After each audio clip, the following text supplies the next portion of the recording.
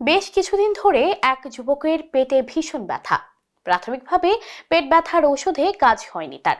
এরপর জেলা শহরের এক বেসরকারি হাসপাতালে নেওয়া হয় তাকে।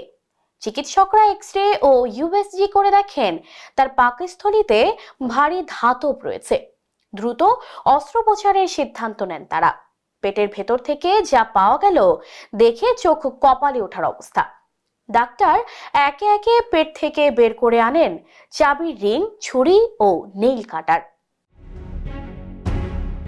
পেট থেকে ধাতব বস্তু বের করে আনার এমন ঘটনা ঘটেছে ভারতের বিহারের পূর্ব চম্পারণ জেলার মতিহারিতে।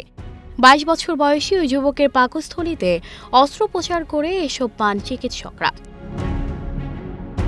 সার্জন ডাক্তার অমিত কুমার বলেন, প্রথমে তার পেট থেকে একটি চাবির রিং বেরোয়, পরে দেখা যায় দুটি চাবিও রয়েছে। তার সঙ্গে আছে 4 ইঞ্চি মাপের একটি ছুরি এবং দুটি নেইল কাটার।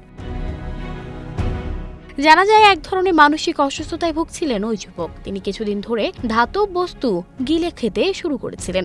হাসপাতালে চিকিৎসকরা জানিয়েছেন আপাতত ভালো আছেন ওই যুবক। ধীরে ধীরে তার স্বাস্থ্যের উন্নতি হচ্ছে, তবে তার মানসিক চিকিৎসার প্রয়োজন। ডেস্ক রিপোর্ট, প্রবাস খবর।